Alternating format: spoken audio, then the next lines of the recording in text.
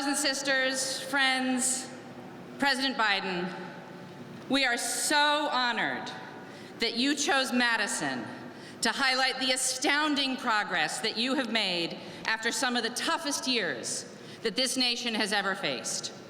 The strength of the Biden economy is clear in Wisconsin. Here in the Madison area, our unemployment rate is just 1.6%, the lowest in the nation.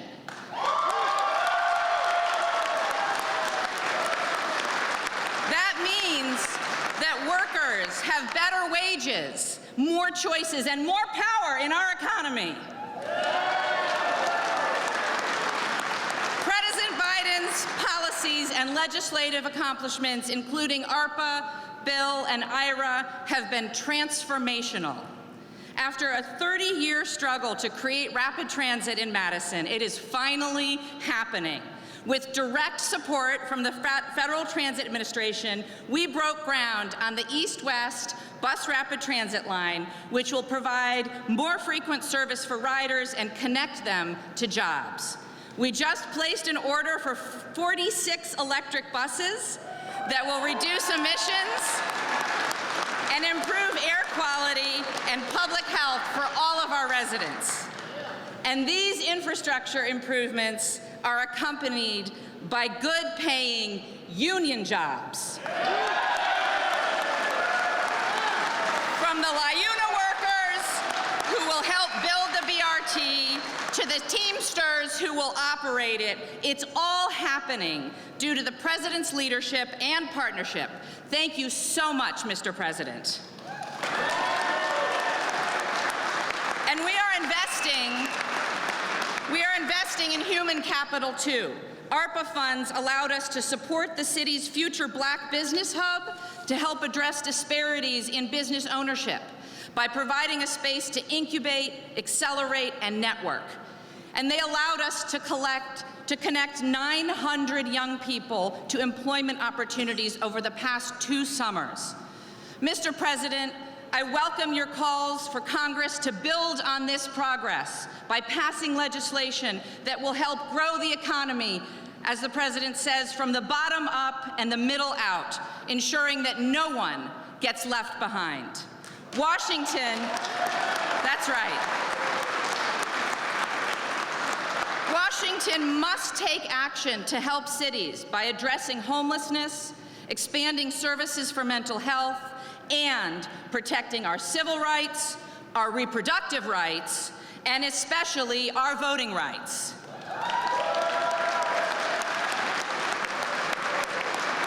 Mr. President, I want to thank you for delivering real results for Madison and the United States. I appreciate your partnership and look forward to continued work together, protecting democracy and building a better America.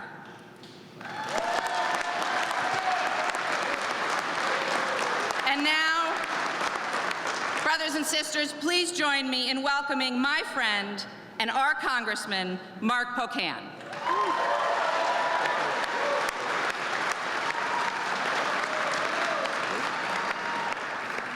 Isn't it great to be the first place President Biden wanted to go after the State of the Union in Dane County, Wisconsin?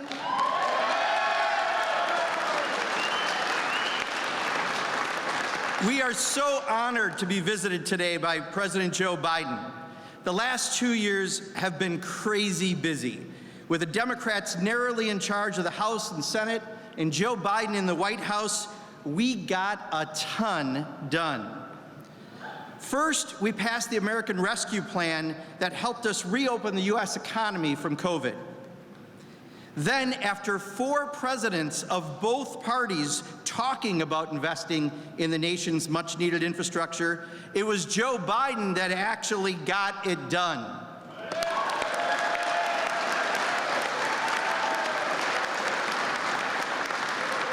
That's close to 1 million new jobs, union jobs, including right here in Wisconsin.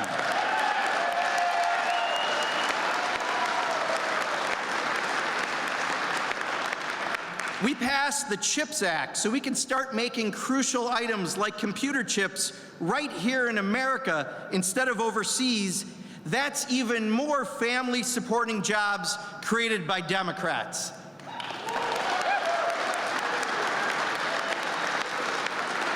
And for my LiUNA brothers and sisters in the room, President O'Sullivan told me a hell of a lot of those jobs are going to be LiUNA jobs.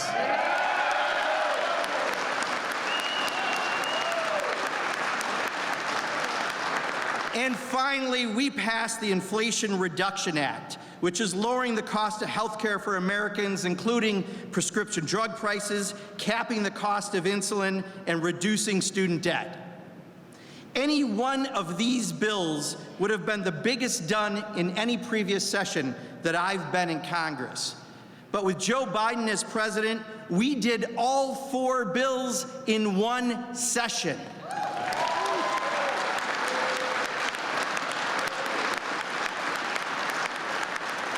And the proof is in the job numbers of last Friday. 517,000 new jobs created in the last month alone.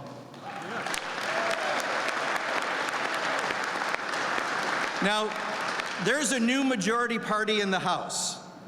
You've heard that Republicans say that they want to cut Social Security and Medicare benefits, and they even want you to pay a 30% national sales tax on everything you buy, just so the rich won't have to pay their fair share of taxes. Don't worry, that's not just a no from Democrats, that's a hell no.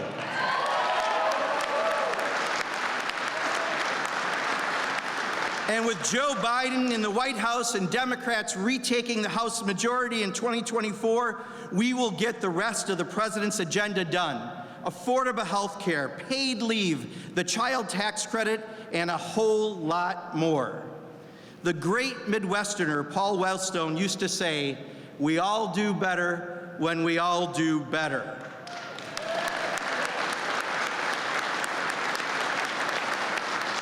Joe Biden and the Democrats are doing just that, getting it done for the average Wisconsinite and American.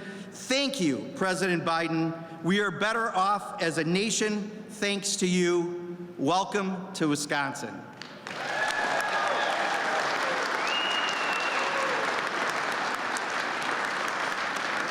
It is now my great honor to introduce someone who not only has been an outstanding governor for the last 4 years, but even better, he's going to be an outstanding governor for the next 4 years.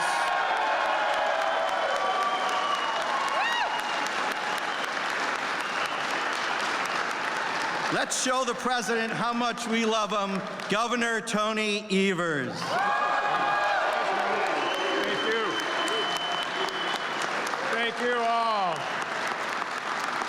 It's a great pleasure to be here today and to have the opportunity to once again welcome President Biden to the great state of Wisconsin following his great State of the Union address last night. I'd like to thank the Wisconsin Labor District Council. Thank you, folks. Orange tie. Thank you for hosting us today, and thank you to Congressman Spokane, Madison Mayor Rhodes-Conway, and all the outstanding apprentices, employers, union members, apprenticeship supporters, and other labor partners being here today. You know, in his speech last night, President Biden highlighted the incredible recovery our nation has seen these last few years, including record low unemployment, significant job gains, and a sustained recovery we will continue to see thanks to historic federal investments in our nation's infrastructure and key industries. And here in Wisconsin, we're seeing the results of this investment firsthand. Our economy is in the strongest position ever in our state's history. Unemployment at a record low. Our state's labor force participation is at record high.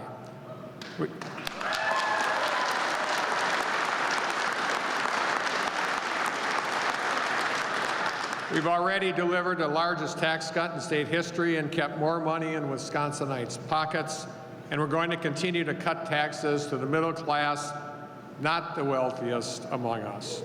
And central to our successful economic recovery has been the support of our union workers and folks in the trades. Thanks to you, we've improved over 5,800 miles of roads and nearly 1,600 bridges across our state. Thanks to you, we're bringing new or improved high-speed internet access to more than 387,000 homes and businesses in the state of Wisconsin. We've replaced thousands of miles of lead service lines and made great strides in investing in the reliability and sustainability of our state's infrastructure. And thanks to investments like the President's once-in-a-generation bipartisan infrastructure law, we have even more funding coming our way to continue this essential work.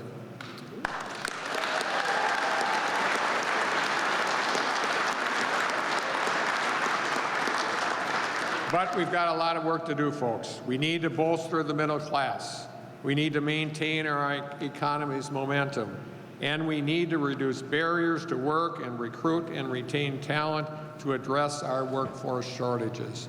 We have to be focused on building our economy from the ground up, starting with our small businesses, our main streets, and the hearts of our communities.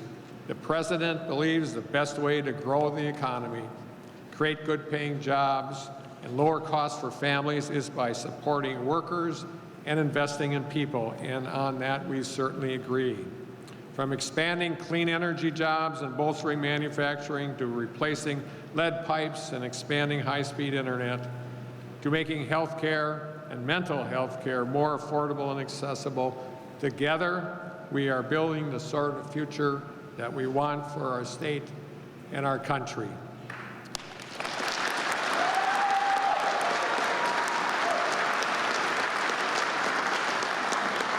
And I know President Biden is a partner in this work and that he's going to finish the job he set out to do.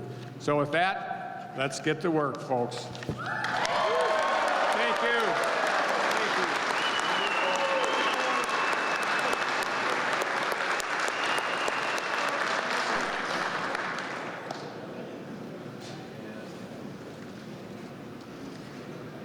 you. All right.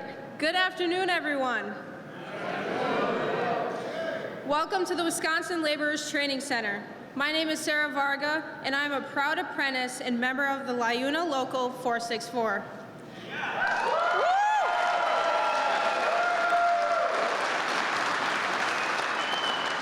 Growing up in Janesville, I was always outdoors, either helping my dad work around the house or at a local rink playing ice hockey. After a couple of semesters of college playing ice hockey and track and field, I decided that college wasn't offering what I wanted to do with my life. I talked with my dad, who's a union plumber. I asked him if he likes what he does, and he said he loved it. I found a contractor who then connected me with the Wisconsin Laborers Apprenticeship Program. Sorry. I have found my home at Edgerton Contractors and within my union family at Local 464 here in Madison, Wisconsin.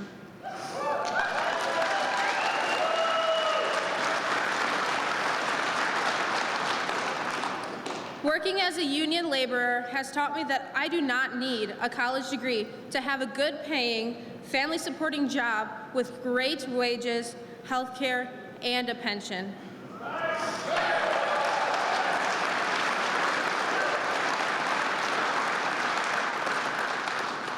The work that I do on Wisconsin's infrastructure has helped myself and my fellow union brothers and sisters in our union way of life.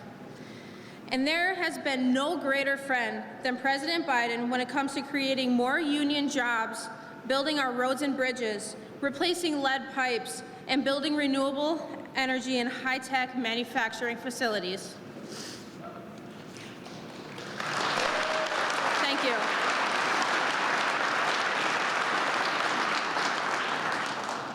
President Biden is the best president in history for unions, and I am so proud and greatly honored to introduce to you the President of the United States, Joe Biden.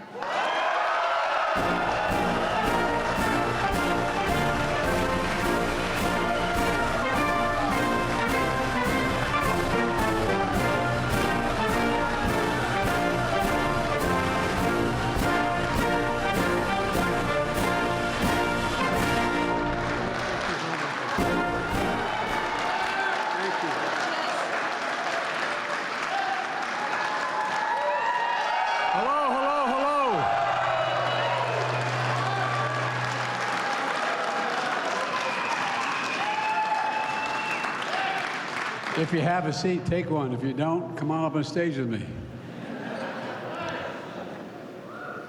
Well, thank you very much. You know,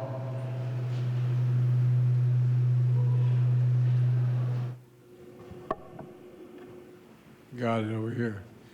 Hey, folks, how are you? Don't jump. Don't jump. Well, hello, Madison. Hello, laborers, and a hello, Terry O'Sullivan, one of my best buddies in labor in my entire career.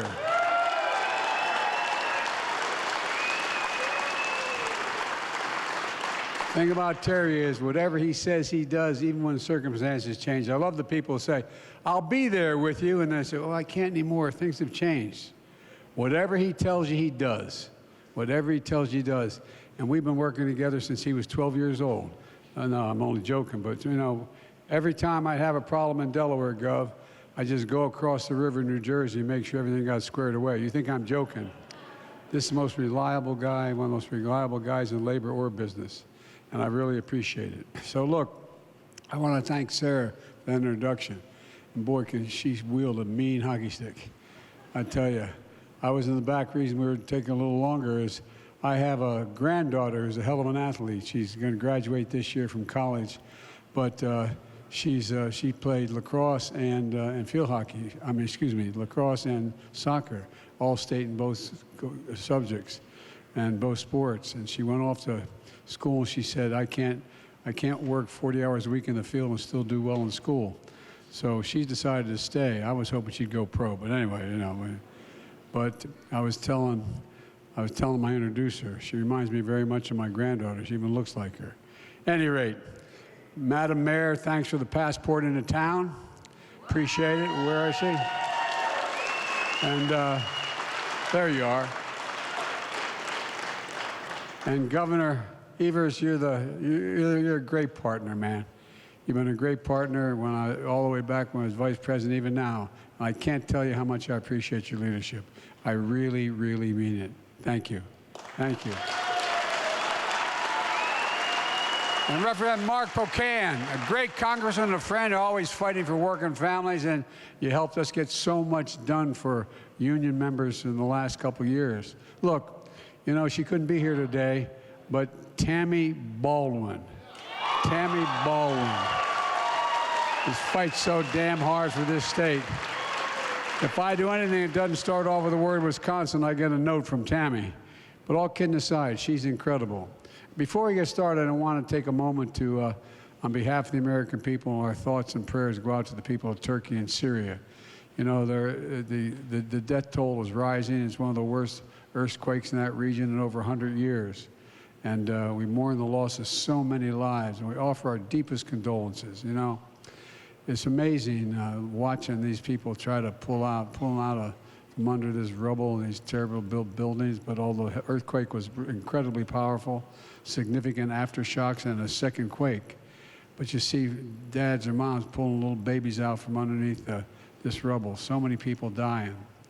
And our thoughts are also with the survivors who've been torn apart by this tragedy.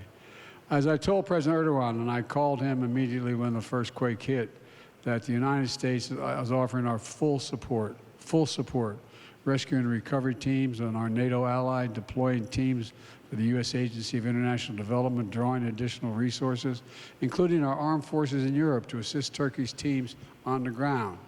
In Syria, the U.S. is supporting humanitarian partners who are responding with equipment and assistance and have been conducting urgent search and rescue missions from day one, even in the face of staff members' death and injuries in that first day.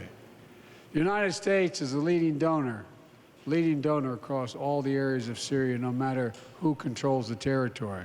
It's about saving human life.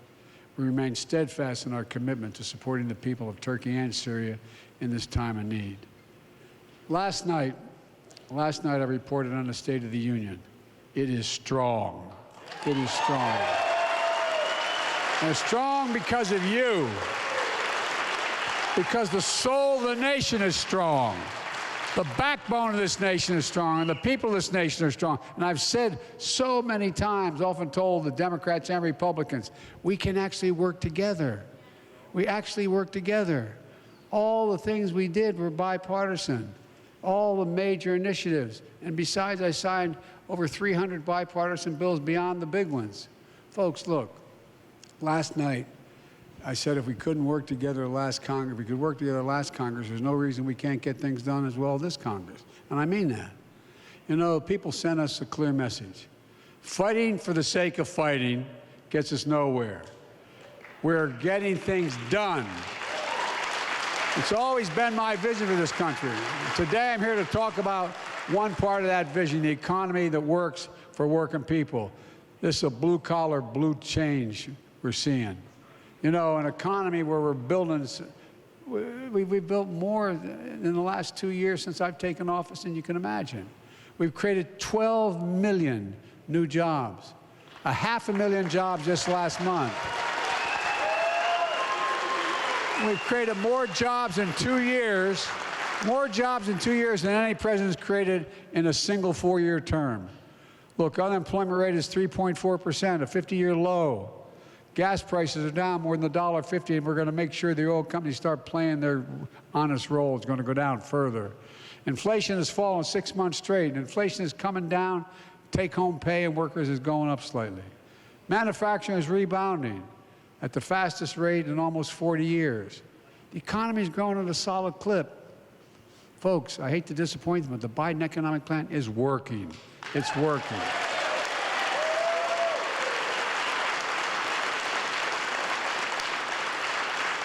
But that's not news to any of you. Laborers here in Wisconsin, union workers across the country are seeing it firsthand. Because for the first time in a long time, we're building an economy from the bottom up and the middle out. The bottom up and the middle out. With products made in America, with union labor. Not labor, union labor. I mean it. My American plan, my economic plan is for the middle and working class Americans to get up every morning and go to work and bust their necks just trying to get an honest living. You know, my dad used to have an expression. He wasn't a college guy. He regretted he never got to go to college. But my dad worked like hell. My dad used to say, I mean this sincerely, and all the kids in the family know it. He'd say, Joey, a job's about a lot more than a paycheck. It's about your dignity. It's about respect. It's about being able to look your kid in the eye and say, honey, it's going to be okay, and mean it, and mean it. Look, I've said many times, Wall Street did not build this country. The middle class built the country, and unions built the middle class. That's a fact.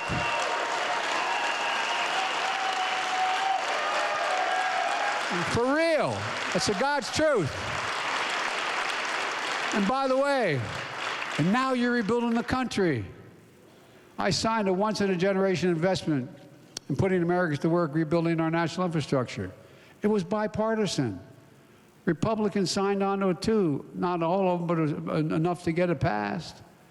And by the way, I told them, even those that didn't vote for it, call and say, we need a project in my district. I said, okay, good, we'll do it. See you at the groundbreaking. You know, for really. I'm president for all of America.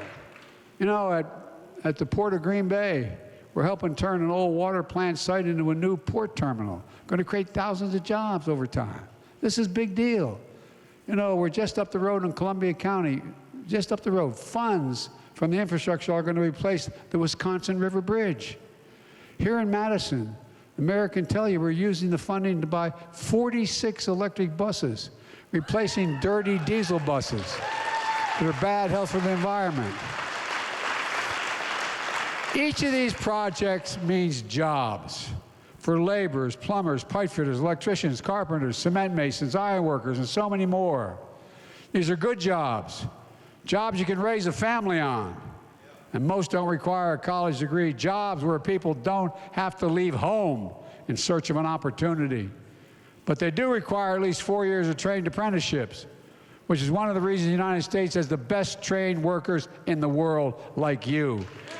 And by the way,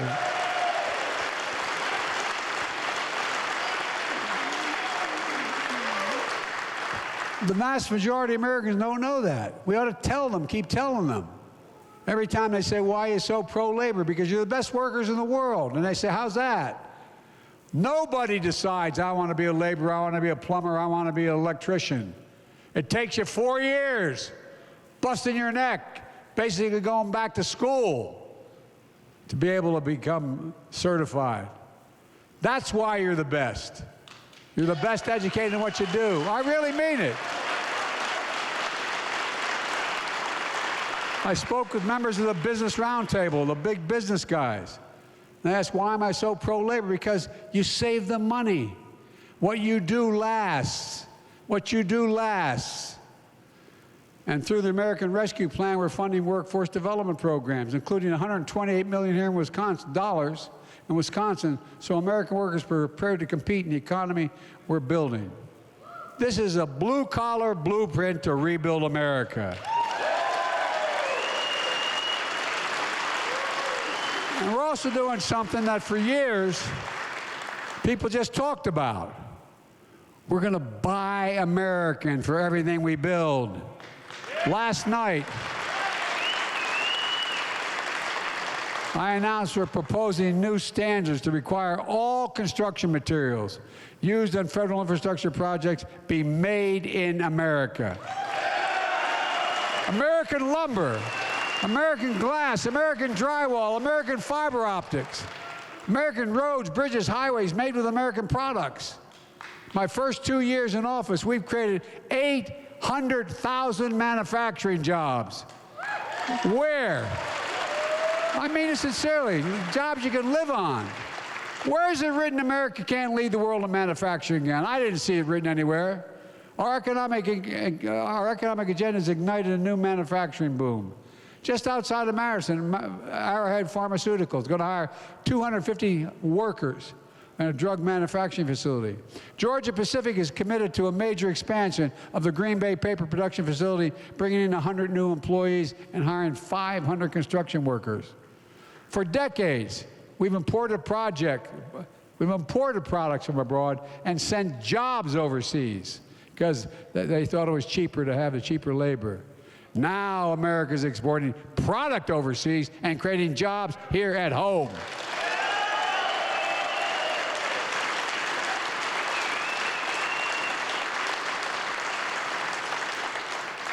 Look, I didn't come from a poor family, but I came from a typical middle-class family. Split-level home, 4 kids, a grandpa living with us. It wasn't so private for mom and dad, but we thought it was good. But all kidding aside, typical middle-class family. For decades, the backbone of America, the middle class, has been hollowed out. It's been hollowed out. Good-paying manufacturing jobs moved overseas, production, because it was cheaper there. When jobs move overseas, factories at home close down. You saw it in Janesville, where Sarah, a woman you just heard from, is from. When the last assembly line was shut down in the GM plant 2 days before Christmas 2008, thousands of people lost their jobs at the plant and the surrounding businesses that the plant kept alive. Look, think about how many moms and dads had to have that conversation with their kids. Honey, I just lost my job. We got to move, honey. I'm not sure where. We can't live here anymore. No job. Once thriving cities and towns became shadows what they used to be. And when those towns were hollowed out, something else was lost. Pride, self-esteem, a sense of self-worth. But now we're going to turn that around. We're building an economy where no one's going to be left behind.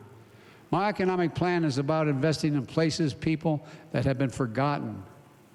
As part of that plan, I talked last night about things we're going to do for families. Just a little more breathing room. Just give them, my dad said, just a little more breathing room. At the end of the month, when everything's paid, you have just a little more breathing room. We're going to lower the cost of everyday products for y'all. And we're taking on what we call junk fees. Those hidden surcharges businesses use to make you pay more. We're making airlines show just how the full price of the ticket costs up front, not after the fact, and refund your money if your flight is canceled. We reduce the exorbitant bank overdraft fees, saving the American taxpayer $1 billion a year. Just these fees that were exorbitant for an overdraft. We're proposing to cut credit card fees by 75%. Now they average, if you're late in the payment by a day, it's $30. Guess what? It's going to be $8 now. I heard a commentator on the way flying out here in Air Force One, television was on, talking about little things like junk fees. He says, why isn't Biden talking about important things, important issues? Why, the next thing he's going to be talking about taking in your garbage. Well, let me tell you something. Junk fees may not matter to the wealthy people, but they matter to most folks like the home I grew up in. They add hundreds of dollars. They add hundreds of dollars a month to make it harder to pay your bills or afford that family trip. I know how unfair it feels when a company overcharges you and think they can get away with it. They play us for suckers, and it makes you angry. At least it does me. Frankly, it offends me to think about it. So I'm calling on Congress to pass a junk-free Prevention Act so we can do more than crack down on these junk fees. For too long, workers have been getting stiffed. You know, 30 million workers, the vast majority of them on an hourly wage, had to sign non-compete agreements when they took their job. 30 million. These aren't trade secrets they're hiding. They are hourly wages. That's when a construction worker on a job site can't cross the street and take a job with another outfit to make a couple more bucks. We're banning these agreements for companies that will won't compete, so they pay people the fair share. Why in God's name you tell an hourly worker that they have to sign an agreement that they will not take a similar job anywhere in the area? Look, one of my objectives is to restore the dignity of work, to restore it. You know, we've made a lot of progress over the past 2 years. Many of you have seen, we've had a spirited debate last night with my Republican friend. My Republican friends,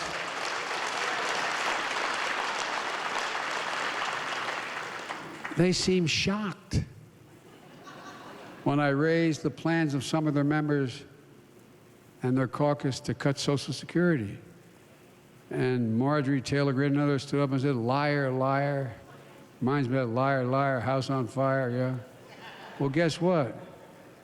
You know, I remind you that Rick Scott from Florida, the guy who ran the U.S. Senate campaign, has a plan. I got his brochure right here. Has a plan. Here's what he says in his plan. Let me open it up here. Sorry. He says, all federal legislation sunsets every 5 years.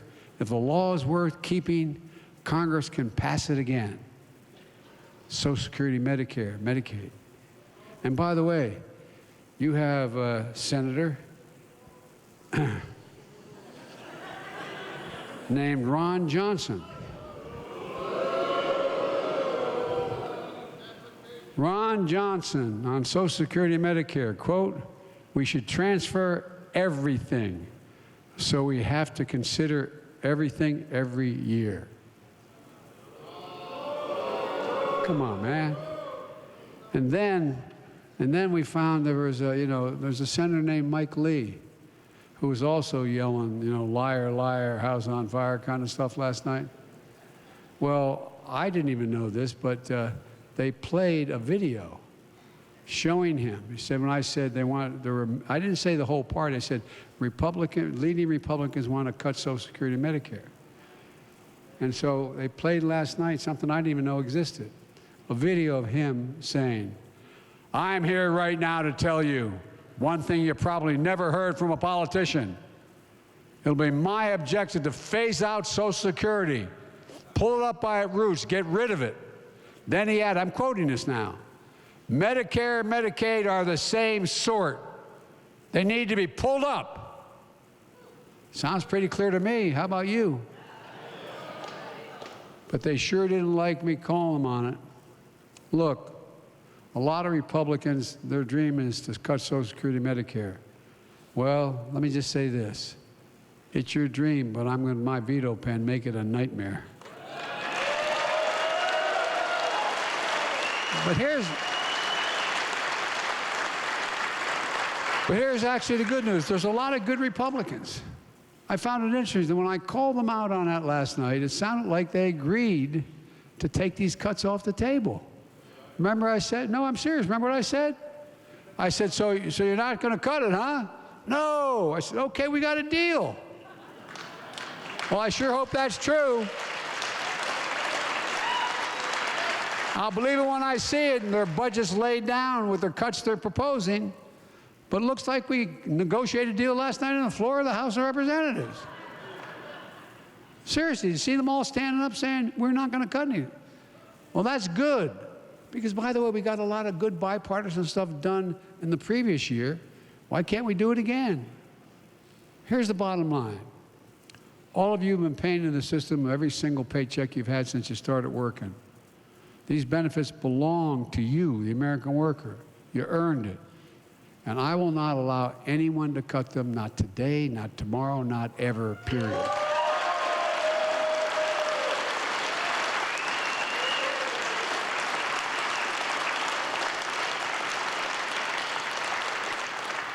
You know, some Republicans in Congress are even threatening to have America default on its debt if I don't agree to the cuts they want. Democrats have never, ever done that, by the way. Now, let's talk about what our national debt is. Everybody thinks it's like what we spend this year versus last. The national debt is the total debt and interest accumulated over 220 years. Hear me? Over 200 years. Every single year that we went and spent more than we took in, it added up. So the federal debt you're hearing about is not the yearly debt. It's 220 or so years of accumulated debt. Democrats, Republicans, everybody. But here's the deal. Our credit has been good. We've never missed a payment as a nation on the debt we have. Why in God's name would America give up the progress we made for the chaos they're suggesting? This nation has gone through too much. We've come too far to let that happen. I won't, not on my watch.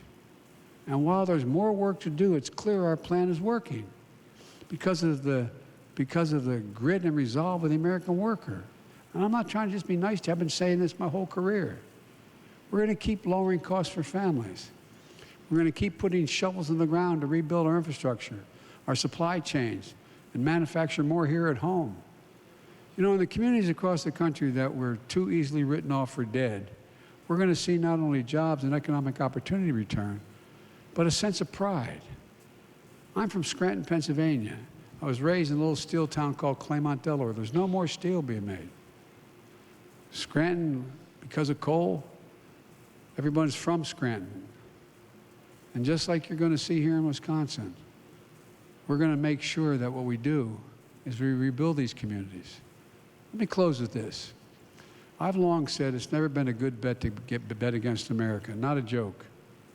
That's what I've told I've been doing foreign policy for a long time. I know every major world leader for the last 35 years. Know them face to face. I did it for the previous president, my president, Barack Obama, and I'm doing it now. I can say honestly, as I stand here today, I have never, ever been more optimistic about America's future than I am today. We just have to remember who in God's name we are. We're the United States of America. We're the best positioned nation in the world to lead the world in the 21st century. There's nothing beyond our capacity if we work together. And it's my hope we're going to find enough Republicans who want to do that. God bless you all, and may God protect our troops. Thank you. Thank you.